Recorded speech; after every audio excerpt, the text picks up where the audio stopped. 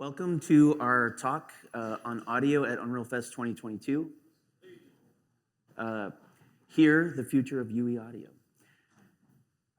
Presenting today is three of us. My name is Aaron McLaren. I'm the audio director of the audio engine. Dan Reynolds here is our senior audio technical sound designer who is embedded on the team and a deep collaborator with our feature development and is usually the first line of defense on new features as they roll out. And Grace Yen, who is our new audio product manager, who joined us earlier this year and has really plussed up our team's approach to developing features and communicating with the community and really professionalizing our approach to development on the team. We're really proud to have her on our team. So we wanted to give a slide here to kind of give the community an idea on the scope and scale of audio at Epic. In the last 8 years since I've joined Epic, we've grown significantly in our investment in audio. We have a full stack audio engine team now. We have multiple audio programmers working on several projects, and our audio content development team has also grown pretty significantly. So we have many technical sound designers, regular sound designers, audio directors working on a large number of projects. Some of them you might have heard of, like Fortnite, but we also have Rocket League actively being developed, and then other game acquisitions through Mediatonic. And we have many internal unannounced projects going on, all of our sample projects, all of the stuff that you see us push out, like Matrix Awakens, our team's involved in all that. We also have recently acquired some other companies in the last year or so. Harmonix obviously comes with a breadth of audio knowledge and expertise. They are the premier interactive and immersive music experience company. So we're really excited collaborating on some awesome stuff that you'll find out soon enough. And we also acquired Rad Game Tools about a year ago. And they're known for many amazing tools that y'all have used. One of those is Bink Video. And inside Bink Video is an audio codec called Bink Audio. Bink Audio is a fully proprietary audio codec, which works across all platforms, very efficient and high quality. And now that's part of the Unreal Engine, and we have the internal expertise on that at Epic.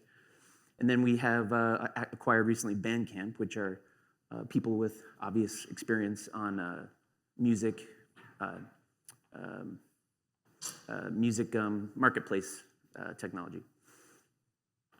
So one of the things having a product manager join us is we've plussed our game, and so we put together a sizzle reel of audio experiences, both made internally and from the community. And so we'd like to play that for you.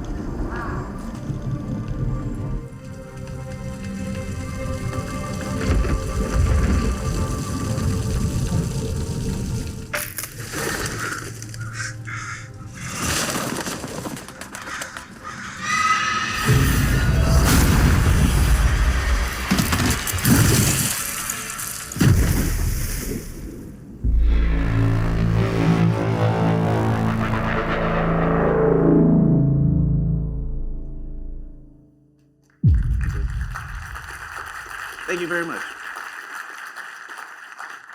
So working with the video team, it was kind of an interesting project to figure out how to build an audio sizzle reel. Typically, sizzle reels have like some single piece of music pumping and audio is always muted. So it was a fun project to figure out how to give space so that the audio could be experienced while being your typical, visually interesting sizzle reel. We also would like to keep working on these. My hope is to have a yearly sizzle reel that features licensees. So if you're out there doing a game in UE Audio and you want to have your project features, send it in and we'll see if we can add it to our sizzle reel. So at the end, you saw a wall of games made with Unreal Engine. Unfortunately, we weren't able to get in time all of the kind of cool experiences from those games, but there are lots of licensees making amazing audio experiences that we would love to feature. So what is audio at Epic and what is our goal? What's our vision? That's sort of this part of my presentation. The key thing I wanted to lead with is to emphasize that we treat at Epic audio as a co-equal discipline. Audio is in the mix on all features in Fortnite. Sound designers, audio programmers, audio directors are part of the creative experience in a deep way. I think it's the only way that some of the really exciting innovations in Fortnite were able to be done with treating audio as a valued member of the development team. And importantly, we use our own tools. All of the stuff that we're making, we're immediately using. So all of our stuff recently, for example, has all been done with METASOUNDS, all of the projects that we're doing.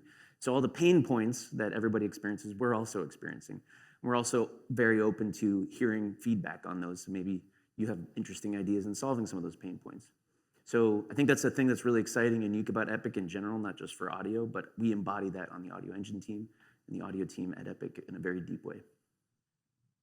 So what is our vision? As a team, we had a summit earlier this summer to think about this slide and what we wanted to communicate to the community about the audio engine team's approach with feature development. We kind of boiled things down into three main categories. When we develop features, we think upfront about extensibility. We like to think about if I was a programmer or if I was a developer using our tool set, how could I innovate? How could I create things that no one has seen or heard before? And so APIs and plugin development are front and center for everything we do moving forward and in recent years. And that is so far as something like METASOUNDS, which is a really exciting UE5 feature, is itself written in a plugin. So theoretically, any other company could be doing something of equal scope entirely in a plugin. And when we do things like writing music systems or ambient systems, Dan will talk about some of the things that we're doing in 5.1, we don't communicate those as the music system that everyone should use, but simply a music system, for example. We don't want to put ourselves out there as being the definitive way to do things, but we think of it more as an example. It's stuff we're using and we're sharing with the community. We also are very open to collaboration with third parties. We work with third-party technology companies. We do a lot of consulting with companies that come in with crazy ideas and they meet with us and we talk through how it could be done. These are just some recent examples of collaborations. Most excitingly, we've done a collaboration with Microsoft Project Acoustics, and we have a Dolby Atmos plugin coming out, which isn't talked about here too much, but more on that in the future. We are also open, so it's kind of a combination of extensibility, but we like to think of our audio tech in a context of a larger ecosystem. So we're deeply interested in open APIs and open frameworks and open formats. So there's a new, if you haven't heard about it, there's a new plugin API called Clap that is very exciting to us. It's an alternative to VST, and we'll try to support it as much as we can. And in the coming year, we'll be trying to figure out how to implement Clap support into Unreal Engine. It's, in my opinion, the future of audio, and we should move forward. We also are developing APIs like AUDIOLINK, which is basically a way for Unreal Engine audio to basically have its audio rendered outside of the engine. So you could think of it as like Maya LiveLink for animation, but with audio and in the other direction. So I would like to talk a little bit more about AUDIOLINK. This is a very exciting API. As I said, it's a way for UE to kind of share its audio outside of the engine. So we've collaborated with AudioKinetic to implement AUDIOLINK for Wise, which is basically an implementation of the AUDIOLINK API for the Wise environment. And Audiokinetic is going to be shipping the AUDIOLINK implementation in their next version of WISE after 5.1. My hope is that we can kind of change the conversation about, what middleware do you want to use with UE Audio, and say, why don't we support and work together? There's no real reason why there needs to be a choice here. But other ideas that we have for other middleware, FMOD, et cetera, but also digital audio workstation expression, so your audio could be rendered out in a DAW and vice versa, and AUDIOLINK for different hardware configurations in a deep way. So the developer working at AUDIOLINK has put together a video demonstrating it, and I'd like to show that now. Have you ever wanted to try MetaSounds, but your game is using WISE? Well, now you can. This is AUDIOLINK, and I'm running it with Project Lyra. So what you're seeing right here is the game of Lyra running. I can now open WISE up, which is being sent all of the submixes that I've asked it to, and unmute it and hear the game. Now everything you're hearing here is being generated by Unreal Engine and sent to WISE. These are then attenuated in WISE.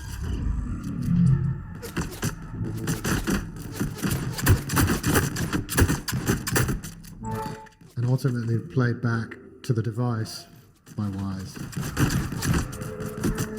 This allows you to mix and match both WISE and METASOUNDS in your title. Now WISE is running here in the background, and everything you're seeing and hearing on screen is being made by Unreal but sent to WISE.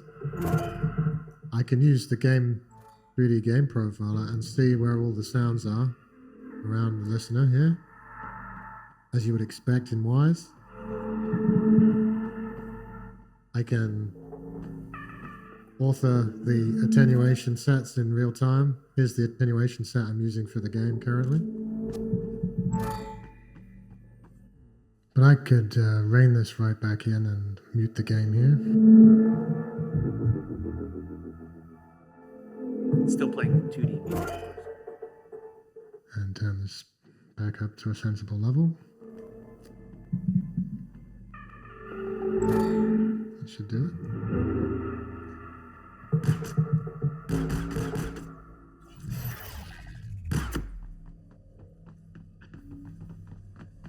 AUDIOLINK for WISE allows you to simply convert a project over to AUDIOLINK. By default, everything is sent to AUDIOLINK if you have the plugin enabled.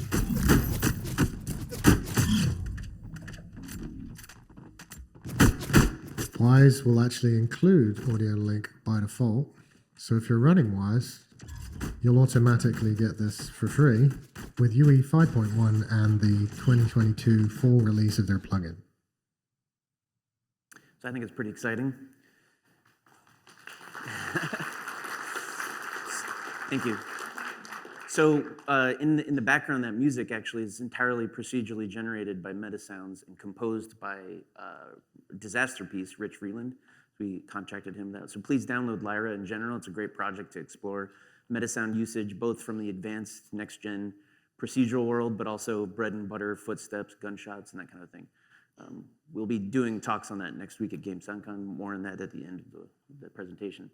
So I'd like to finish this, in addition to open, the main thing about our team and our approach to audio is collaboration. I've emphasized this in different ways before, but we believe deeply that audio and other disciplines should be collaborating. But we also think of collaboration also with the community. We have, our team is actively involved in the Epic developer community, so please check out tutorials that come out. Grace has written a tutorial, I've written tutorials. Dan is active in the community pushing tutorials. You might have seen him before if you've Googled UE Audio. We're active in our forums, and we are very active with publishing our roadmaps and getting feedback from the community about what features are interesting. So please check these out.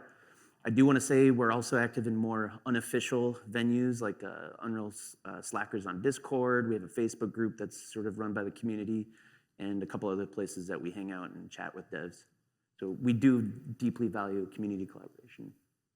And as I mentioned before, we are also interested in technological collaborations, but I wanted to emphasize also Epic Mega Grants are an opportunity for us to promote community development. The Epic Mega Grants program is a fantastic thing for any developers, but there are many audio applications that come through, and we check those out, and more than happy to support innovation in the community. So with that, I'm going to hand it off to Dan, who will talk about some of the exciting features that he helped us develop in 5.1. Thanks. Thanks, Aaron.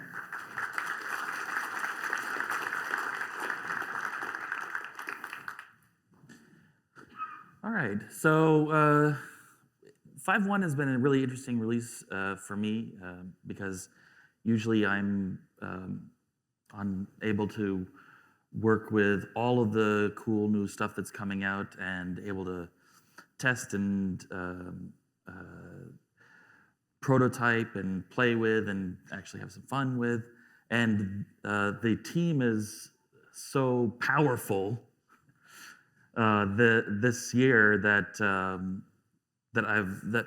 I haven't been able to keep up with everything. There's actually a lot that's coming out in 5.1, and this is just a few things that we would like to highlight, which we think are pretty cool. But beyond this, I still recommend checking it out if the preview's already out. You can check that out, but also when the full version comes out, because there's a lot more than what we put on here. So you might have seen a sort of early access version of this in 5.0. This is the audio gameplay volumes. We see this as kind of like the next generation of audio volume usage. Basically, the idea of, we want to be able to do things when sounds are inside of a particular region of space or outside of a particular region of space, or when the listener is inside a particular region of space or outside of that. And so Fortnite has been basically forging the path here on the audio gameplay. This is what we've called it, audio gameplay volumes. And what these let you do beyond what the old audio volume system, we actually see this as deprecating the old audio volume system, is a much tighter gameplay integration. They're dynamic. You can spawn them in the middle of the world. You can move them. What's really exciting is they're extensible. So they're component-based, so you'd be able to develop your own components, add components as needed. Basically, we hope to develop and continue adding components to them, but the ones that are there, you can sort of mix and match whatever features you want on the audio volumes. And then,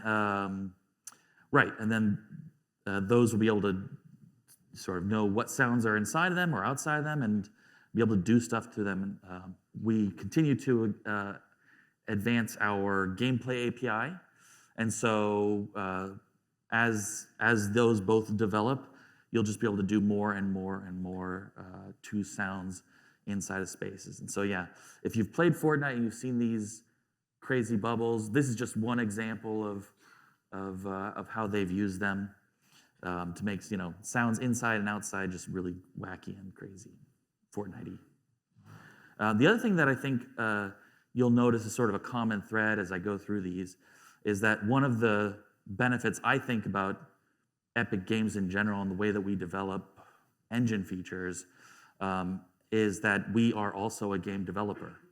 And so this was developed by a Fortnite audio gameplay programmer for Fortnite.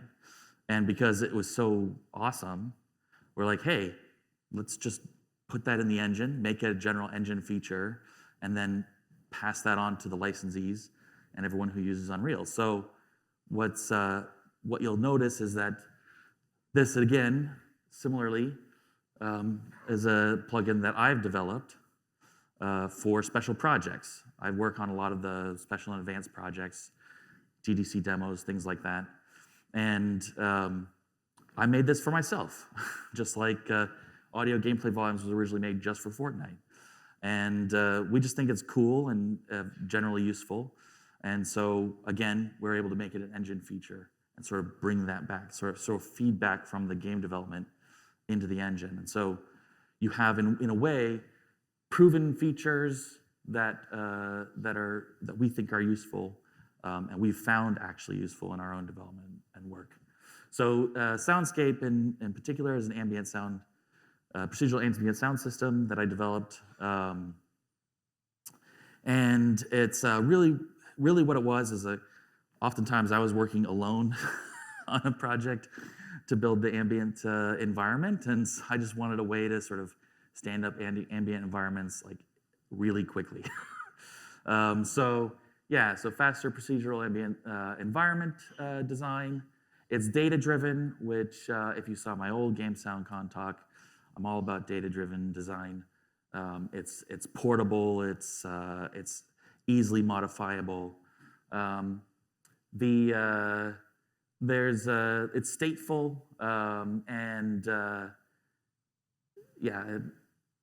so this is a new feature that I added for the Matrix Awakens experience, which you can actually check out as implemented on the city sample demo. And that is a sort of spatial filtering system, which I call the color point system. I can't go into depth here, but I will be going into depth on it at the Game SoundCon next week. That's right. That's a good point. So that was actually really interesting because so Aaron just brought up that it was also used on our more recent medieval game environment re-release. So I originally developed it for the UE5 announcement project. I reused it on the Valley of the Ancient with the big robot, and then brought it into SOUNDSCAPE. And the idea for me was just like I want to stop reinventing the basics, and I want to make it so that as I work from project to project, I can bring my tools with me and then continue to advance them instead of doing the same thing over and over again. And on the medieval game environment, I was able to hand it off to a brand new audio director, and he was able to take advantage of it and build like a really cool sort of medieval soundscape. So that's also going to be available in 5.1. Definitely check it out. Pretty cool. Oh yeah, this is exciting. A lot of people have been asking about this. This is something we always wanted to do. We're always planning to do, and definitely something we'll continue to advance in terms of the user experience around METASOUNDS. But there's a ton of METASOUND updates coming up. We've got multi-channel audio support now, so you can get your surround sound METASOUNDS. We're constantly improving the UX and the workflow. You can see that we've got some cool visualizations. Those are actually driven by analysis, real-time analysis of the output data, which is really kind of incredible. And if you hover over some of the data, you'll actually be able to watch the data values change in real time. And to us, this is kind of a first step in advancing the UX for better analysis of graphs as you build them. We have reroute nodes. Yay!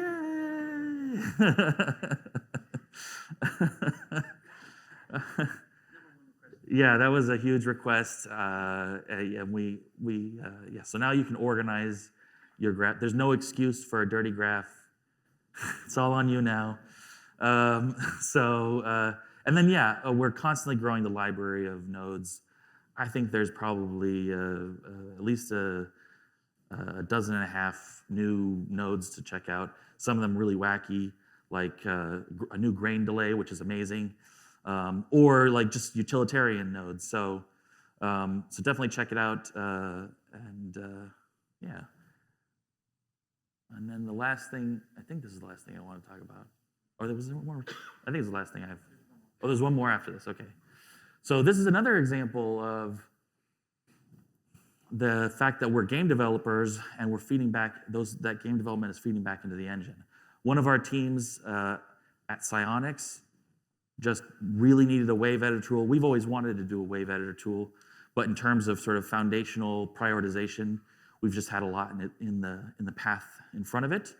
And the Psionics team has a couple of audio programmers, and they wanted to prioritize building a wave editor for Unreal. So in 5.1, you'll see sort of like the first iteration of a wave editor tool, which is pretty cool. And we think this is a boon for not just designers who honestly, let's we want to see iteration kind of sort of come back and stay inside the engine. You want to be able to change things without having to go to some external authoring tool. But also for sort of indie developers who might be like purchasing library assets that aren't pre-edited, they'll be able to sort of bring them in the engine and cut them up and separate them out into different WAV files and use them as they need, which is pretty awesome as well. So, I don't know if this is going to cut down on the Audacity downloads, but, I think it's a good step in the right direction. Yeah, so you can see all the stuff here. Yeah, we collaborated with the Rocket League team. The trims and fades are really pretty awesome. Normalization. We expect those transformations to sort of expand like a library of transformations. And it's extensible, so if you're sort of willing and interested, you might be able to come up with some cool transformations yourself. And yeah, so move on to the last, I think it's the last thing. Oh yeah, I guess I could talk about this, yeah. This is a sort of like a segue to Grace over here. But this is a huge benefit that we have. We sometimes call it the home field advantage. But basically, because we are internal to the Unreal Engine, we also get to take advantage of all of the Unreal Engine features that are developed just that generally apply to the engine workflow. And in this case, virtual audio assets is something that you'll be able to expect, where the sort of gameplay header data is separated out from the bulk content.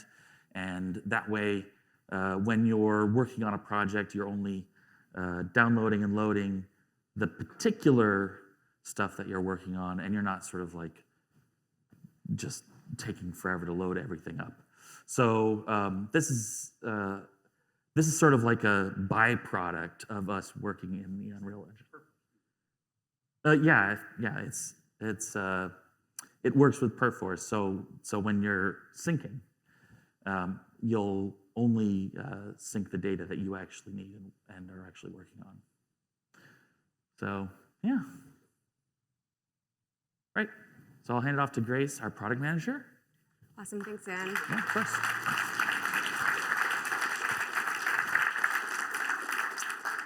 So I'm super excited about this section. I hope you are. I'm a product manager, so I love roadmaps.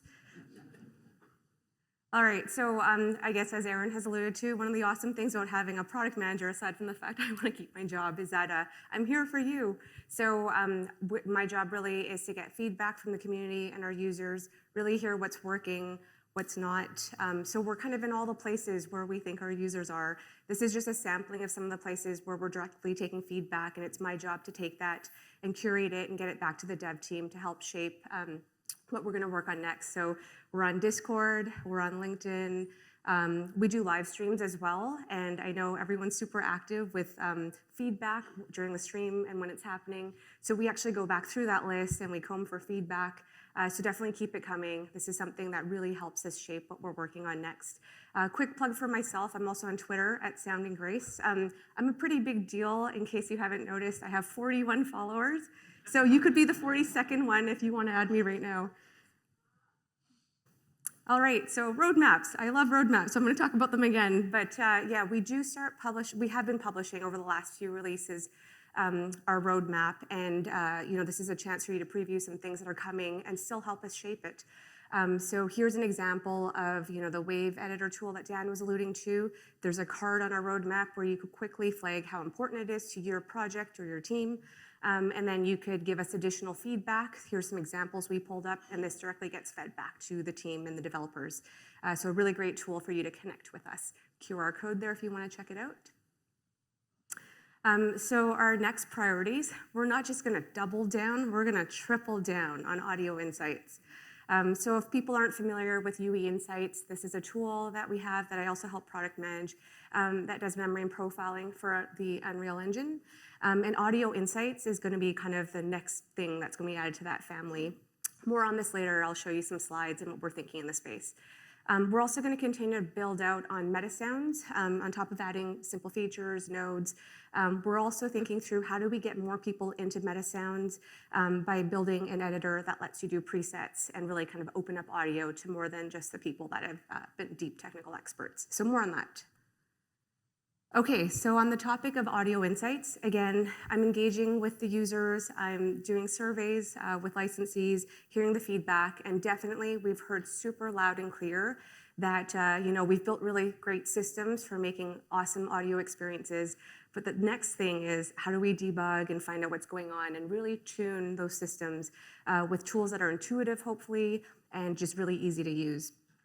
So what was really important for me coming in as a product manager is I'm always thinking through end-to-end workflows, so not just going deep on kind of one thing that we want to profile or debug more into, but I think through how the team is going to work together. Everyone from maybe someone from QA who's discovering something that's not going right, and how they're going to easily communicate that back through this workflow to the dev who could fix it.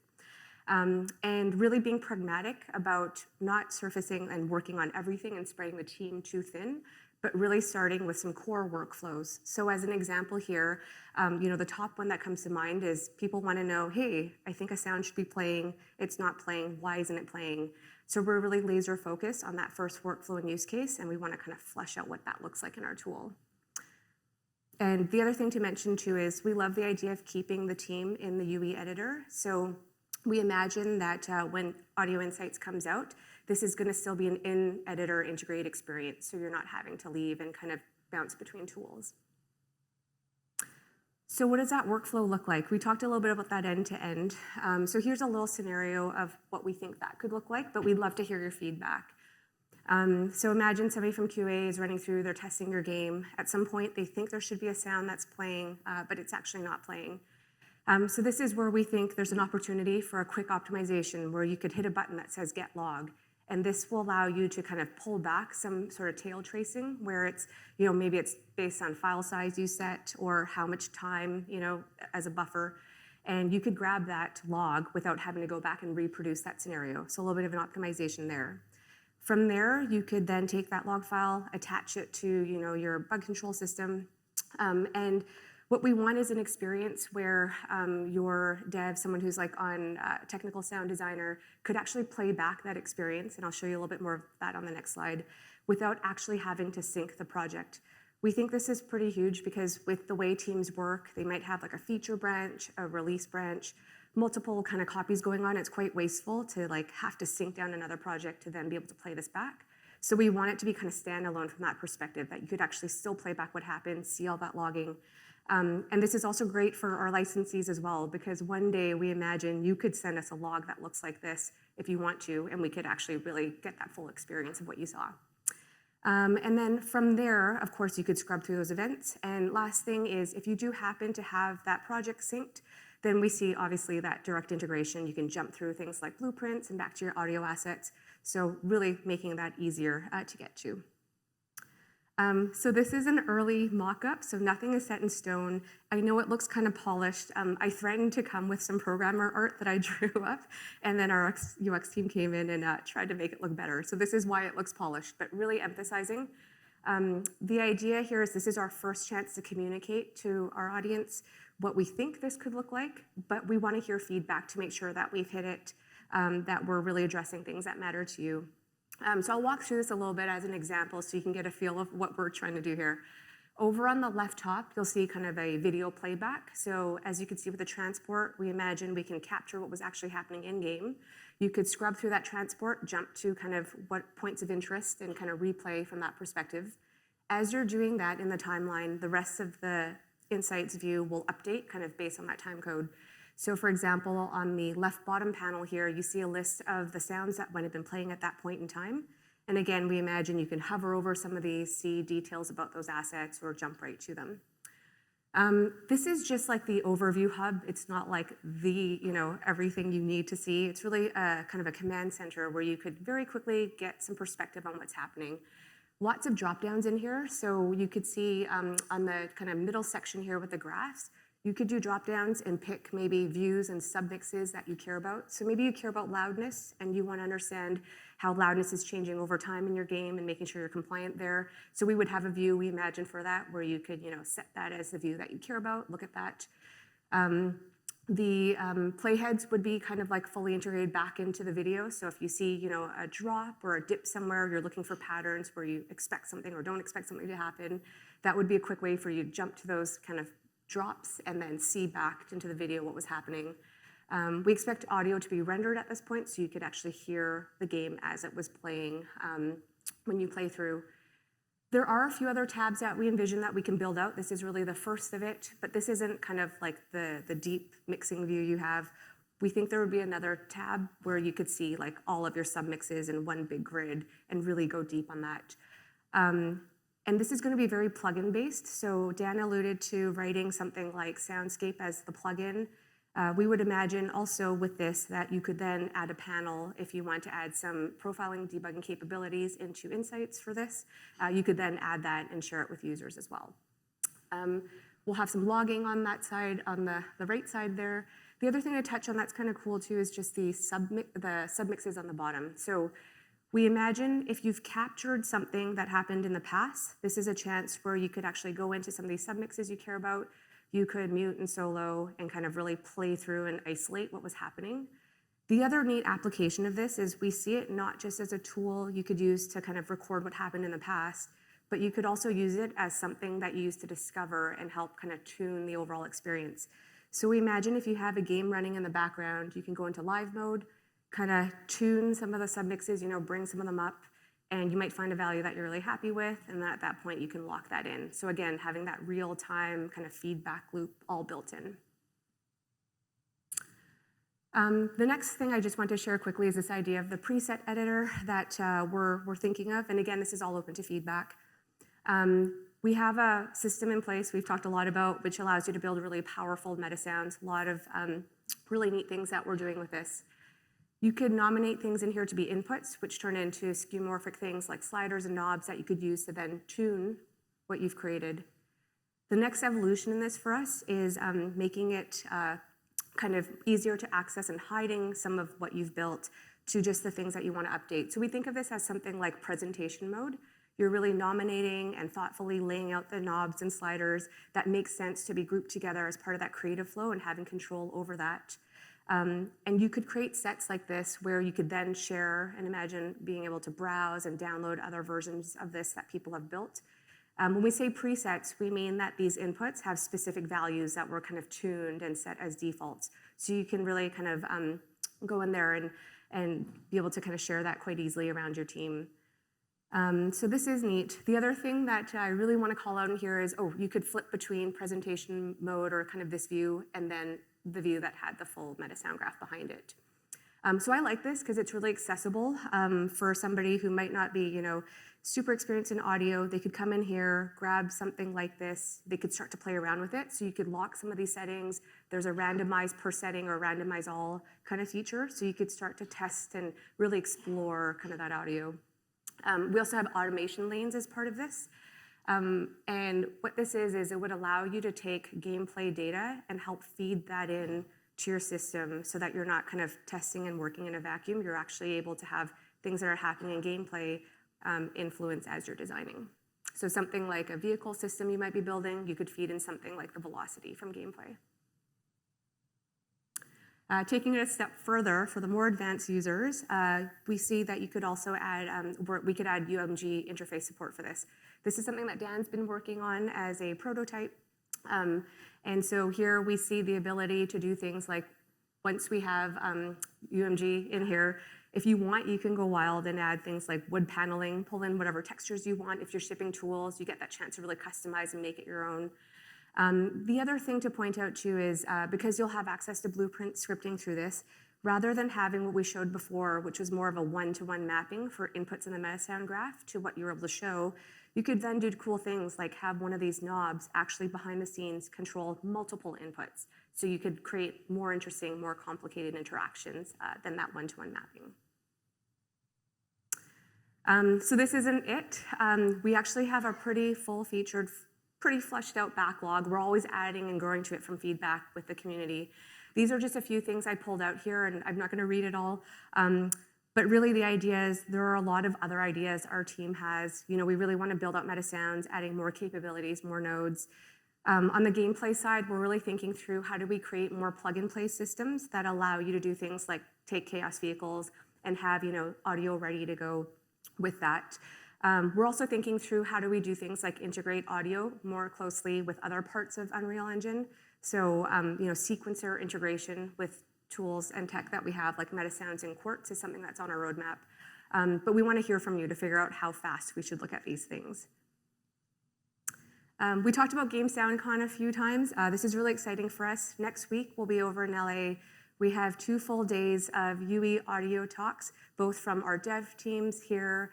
We have Fortnite joining us, community team members. So we're really excited about this. It's a really great chance for us to share and really help build that community around what can be possible with UE audio. We will post all of these talks after they're done. Of course, we'd love to see you there or have you join online, but if you can't make it, we're going to make the videos available to everyone. So with that, that's the end of our presentation. I wanted to thank everybody for their time and joining us.